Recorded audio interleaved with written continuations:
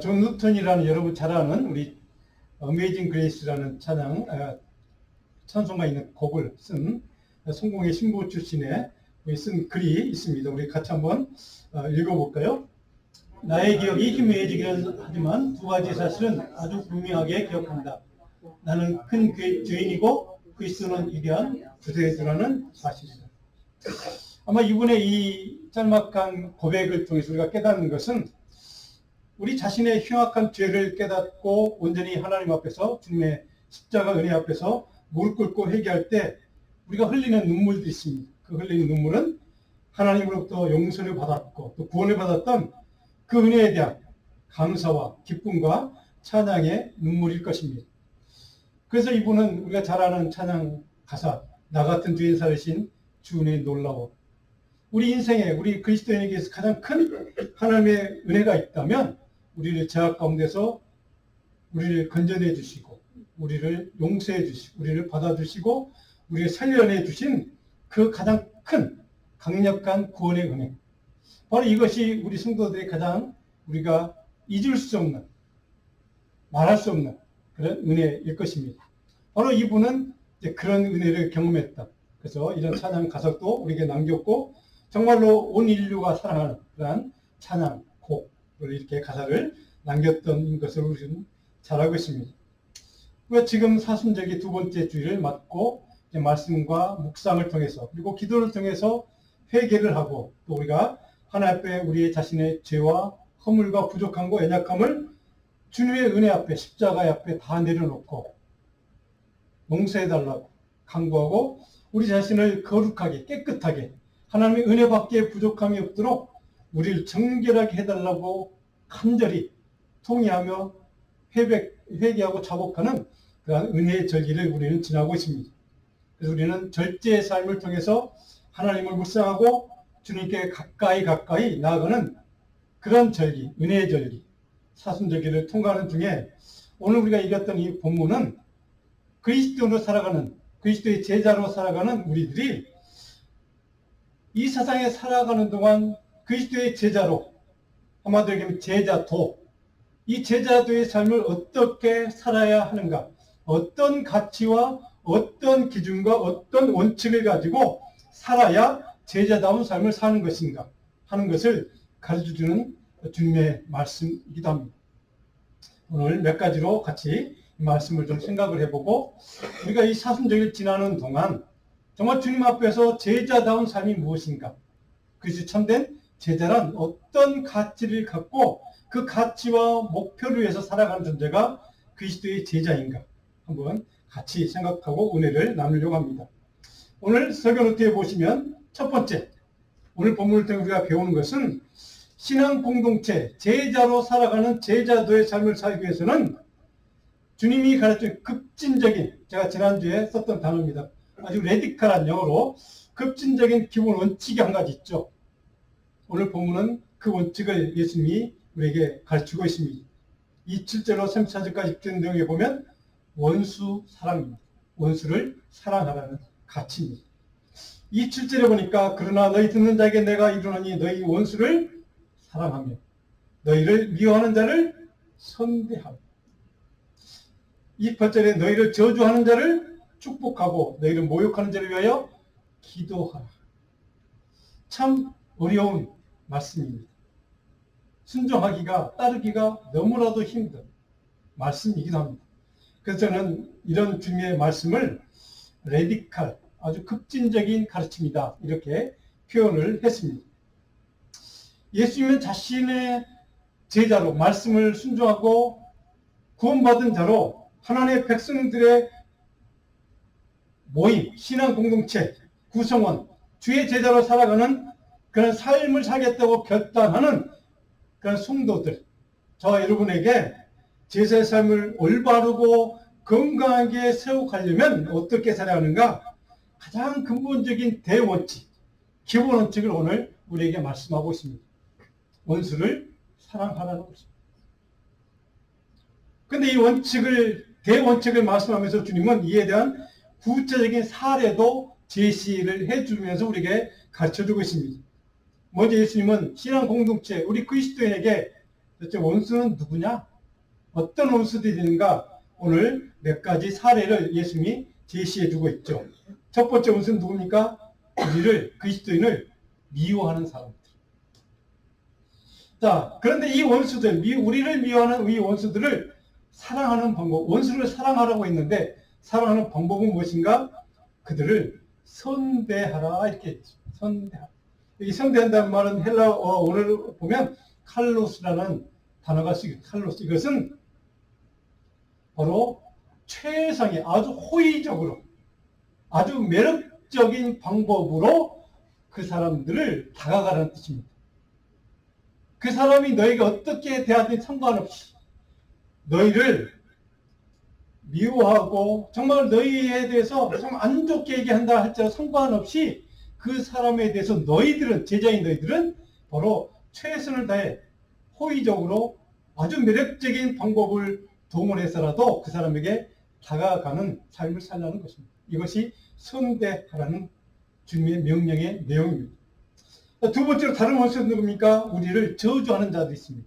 그 저주하는 자들을 어떻게 사랑하라고요? 그들을 위해 축복하라고 얘기합니다. 축복하라. 그리고 또 다른 원수들은 우리를 모욕하는 자들이 있습니다. 이 모욕하는 자들을 위해서 어떻게 그들을 사랑하라는가? 주님은 그들을 위해서 기도하랍니다. 자, 또 다른 두 원수 그룹들이 또 있습니다. 한쪽 뺨을 치는 사람들. 그 사람들은 다른 뺨도 내주고 더 쳐, 맞아라 이런 얘기입니다. 그리고 우리의 겉옷을 뺏어가는 자들이 있습니다. 그 사람들을 사랑하는 방법은 속옷도 마다하지 말고 줘. 이런 얘기입니다. 다른 말로 하면 내게서 무엇인가를 빼앗고 무단으로 훔치는 자에게는 그냥 주고 돌려받을 생각을 하지 말고 주라는 겁니다. 그리고 대접을 받고 자는 사람은 남을 그렇게 동일하게 너도 대접해. 이런 얘기입니다. 자, 그런데 생각해 보면 이 모든 주님의 말씀, 이 명령을 제가 지난주에 말씀대로 예수님의 제자들에게 요구하는 이런 윤리, 가치, 이런 원칙의 특징은 무엇인가? 보통 사람들, 세상 사람들, 세속적인 욕망과 탐욕에 빠져서 살아가는 모든 세상의 사람들에게 이런 명령은 지킬 수가 없는, 따르기 힘든, 부담스러운, 한마디로 거의 불가능한 급진적인 원칙들이라는 사실입니다. 그리스도를 살아가는 우리들에게도 힘든 일이 있기도 하지만 세상 사람들에게는 전혀 불가능한 얘기들이죠. 여러분 가운데 혹 이 모든 명령들을 그래 나는 다 따를 수 있다고 자신 있게 얘기할 수 있는 분이 있습니까? 아마도 아무도 없을 것입니다. 그럼 예수님께서 우리 인간이 결코 온전히 이 말씀대로 따라 순종할 수 없다는 것을 주님이 몰라서 이런 명령을 하실까? 결코 아닐 것입니다. 왜 주님은 그러면 이런 명령을 너무나도 급진적인, 너무나도 순종하기 힘든 이 명령을 우리 제자들에게, 그리스도인에게 요구하실까?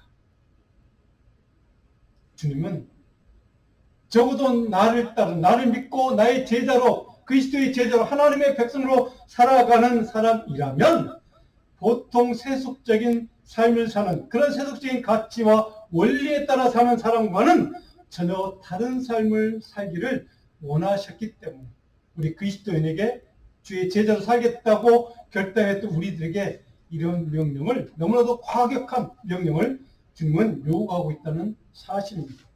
적어도 하나님의 백성이라면, 하나님 나라의 가치를 가지고 살아가는 주의 자녀라면 이런 세속적인 가치를 중심으로 살아가는 세상 사람들과는 다른 하나님 나라의 가치를 가지고 그것을 바라보고 그것을 목표로 삼고 그것을 목적으로 바라보며 살기를 주님은 원하셨기 때문에 이런 명령을 제자들에게 요구하고 있다는 사실입니다. 그럼에도 동시에 왜 그리스도의 제자들은 세상 사람과 다른 가치와 원리와 목표를 가지고 살아야 하는가? 그 이유를 주님은 오늘 32절과 34절에 이렇게 설명합니다. 요약하면 이런 얘기입니다. 세상 사람들이 행하고 지키고 살아가는 그 수준만큼만 따라서 살아서는 그것은 그리스도인의 제자로서 자격이 없다는 겁니다. 세상 사람과 동일한 가치와 세상 사람이 하는 것만큼만 하고 살아서는 주의 제자가 될 수가 없다는 뜻이기도 합니다.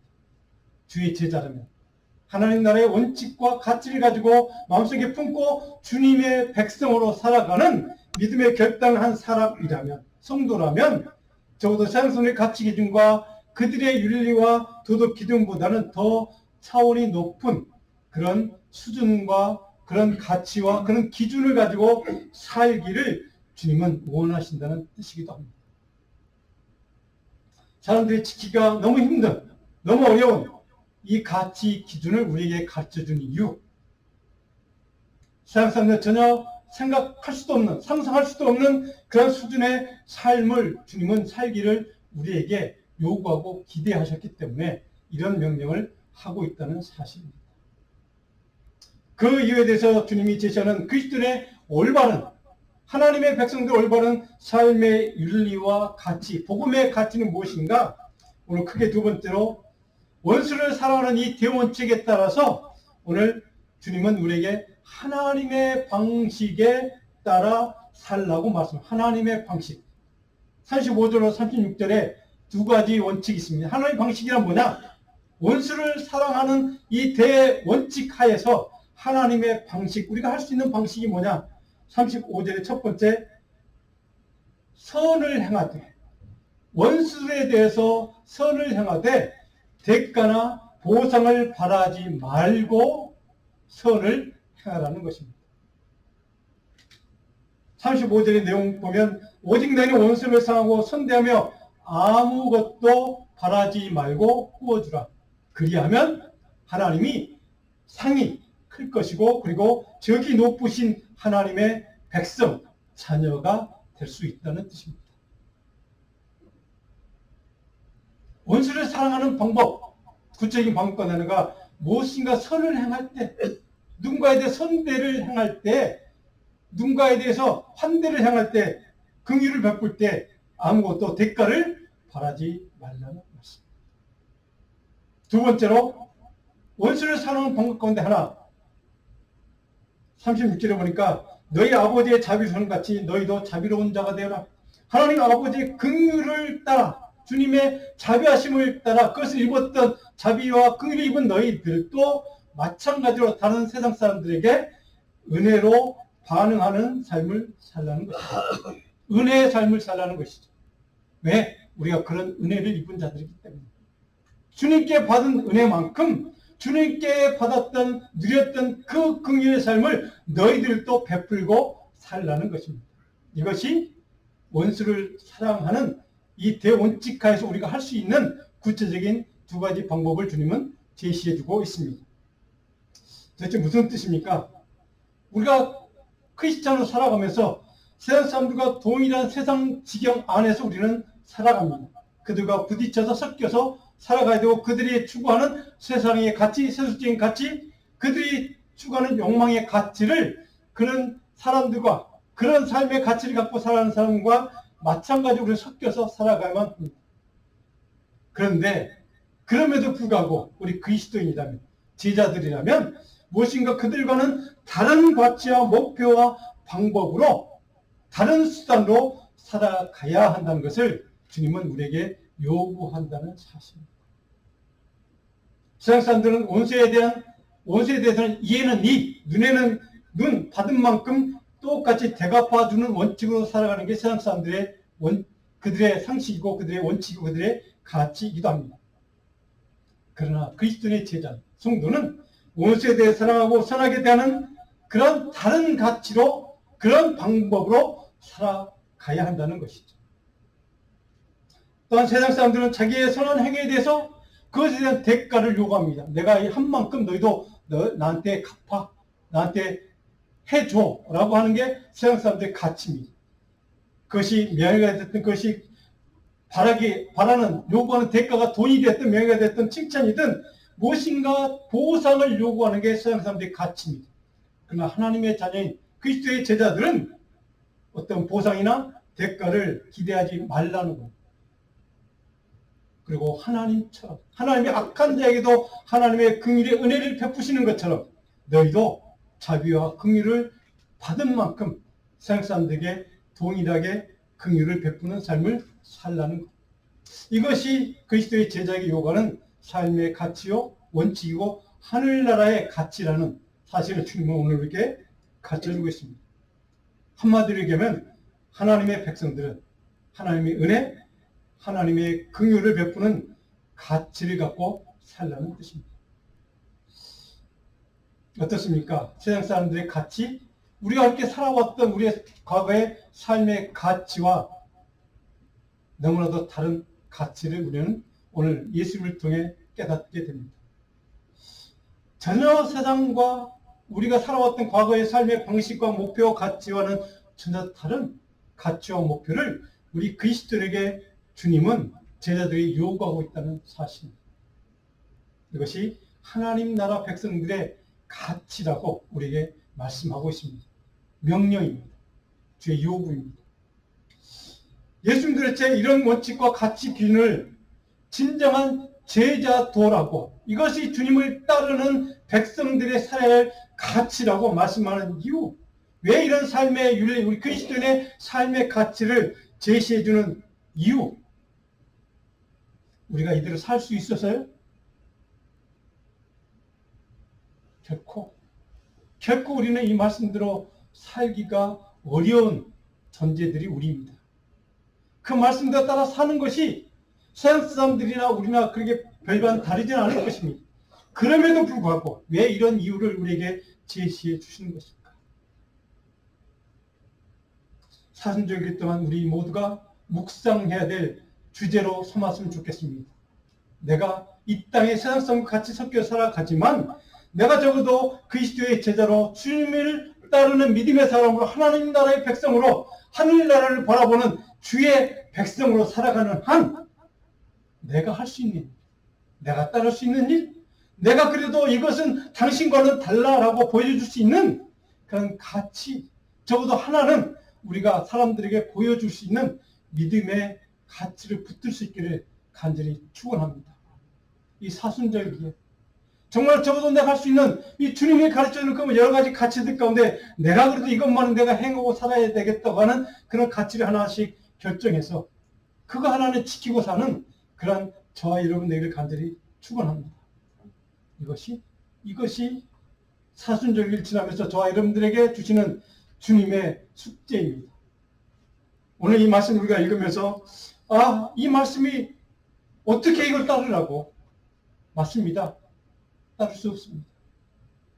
그러나 적어도 우리가 그 말씀 하나는 이 명령을 주님이 따르려고 무던히 애쓰고 그것을 붙들고 몸부림치면서 적어도 이 하나님의 자녀로 주의 제자로 살아가는 한 내가 이거 하나만 내가 지켜보겠다고 노력하는 그 하나님의 자녀를 주님이 성령으로 도우지 않으시겠습니까?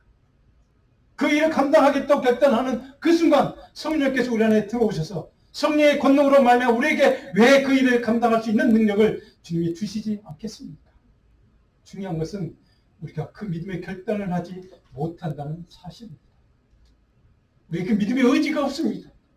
그런 선한 원수를 사랑하겠다는 마음의 결정과 선대하겠다는 결단, 적어도 나를 미워하고 나를 저주하고 정죄하는 그 사람을 향해서 내가 그럼에도 불구하고 나는 그 사람을 향해서 선대하겠다 라고 하는 믿음의 결단이 없는 것이 우리의 문제라는 사실입니다.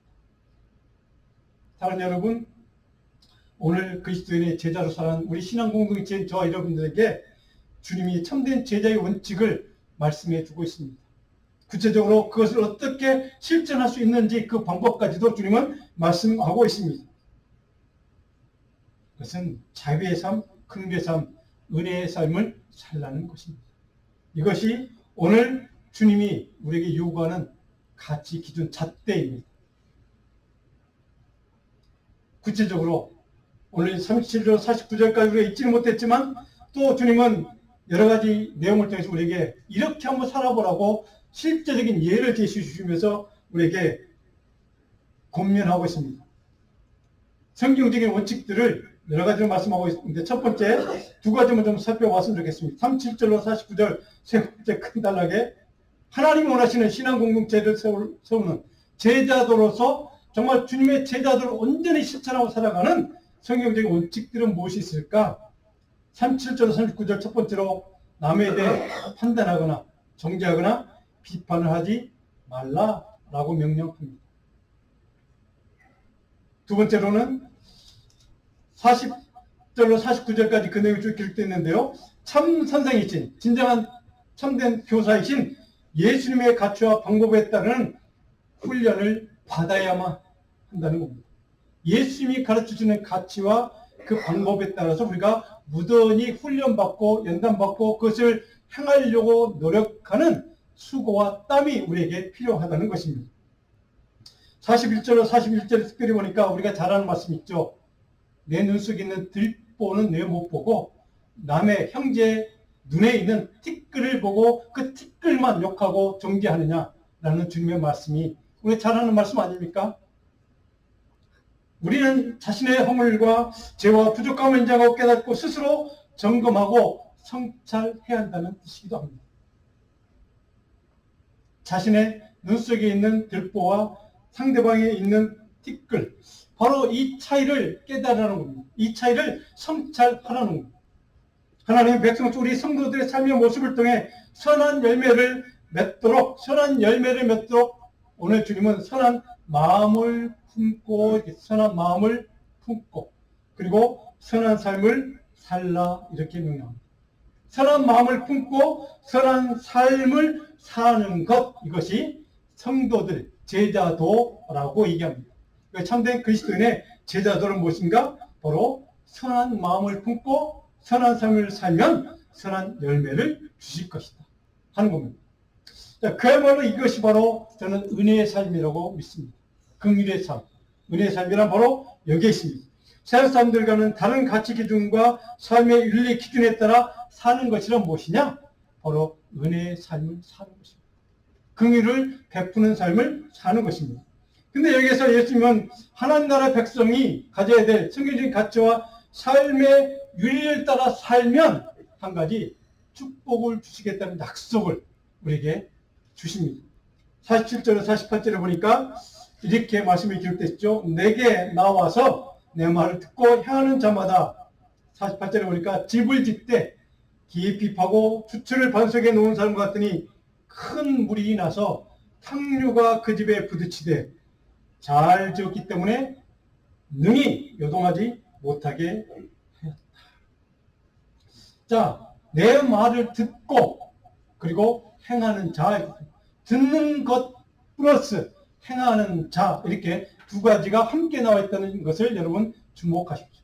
들은 것으로만 끝나는 것이 아니라 그 들은 것을 실제로 행하는 삶을 살 때 그 인생의 집을 짓 때 깊이 파고 주철을 반석 위에 예수 그리스도라는 생명의 말씀이라는 반석 위에 놓은 사람 같더니 큰 물이 나서 탕류, 여기 탕류란 말은 급류라는 헬라 언어를 보면 급류라는 뜻입니다.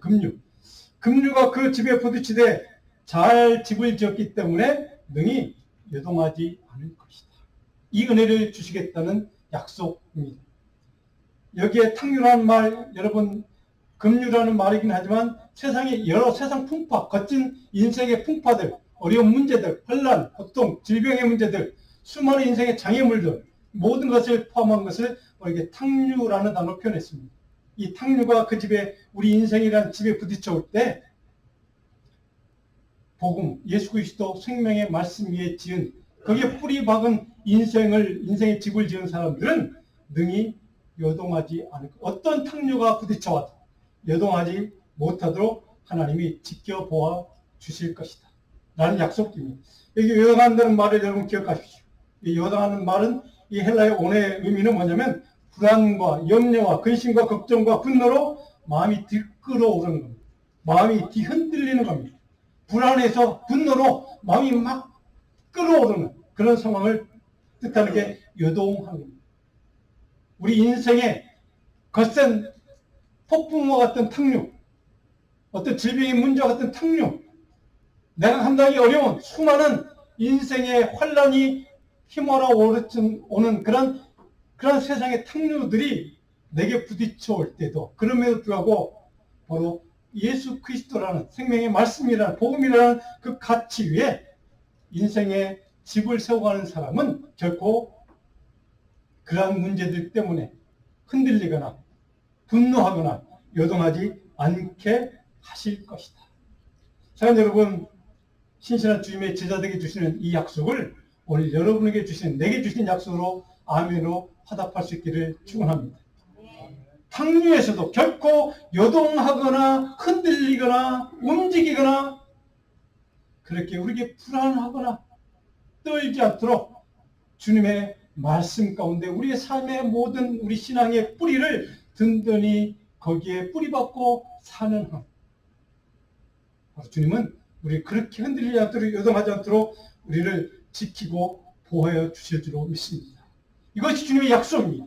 이 약속을 오늘 저와 여러분 가운데 주시는 주님의 약속, 주님의 영원한 축복의 약속으로 믿고 이 말씀을 붙들고 이 약속을 붙들고 우리 인생의 수많은 겨울 바람처럼 정말 그것처럼 폭풍처럼 토네이도 7 이상의 어떤 그 강도 7 이상의 그런 지진이 휘몰아쳐 온다 할지라도 결코 흔들리지 않고 요동하지 않고 주님을 바라보는 그런 신실한 그리스도의 제자가 저와 여러분 되기를 간절히 축원합니다.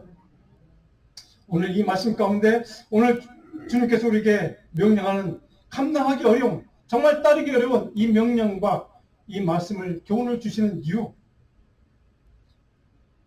그래서 결코 세상에 어떤 탕류가 몰아쳐와도 흔들리지 않도록 해줄 수 있는 영적인 원리 한 가지. 우리도 오늘 이 말씀을 기억했으면 좋겠습니다. 신명기 4장 4절 말씀을 같이 한번 스크린을 보고 같이 한번 읽어봅니다.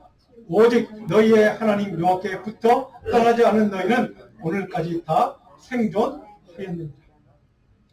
너희의 하나님 여호와께 붙어 떠나지 않은 너희는 지금 모세가 마지막 인생에 죽기 전에 모든 이스라엘 백성들을 향해서 좀 마지막 내리는 권면 가운데 주는 교훈 가운데 여호와께 붙어 떠나지 않으면, 여기에 붙어 떠나지 않는다는 말은 다베크라는 히브리 동사입니다. 다베크.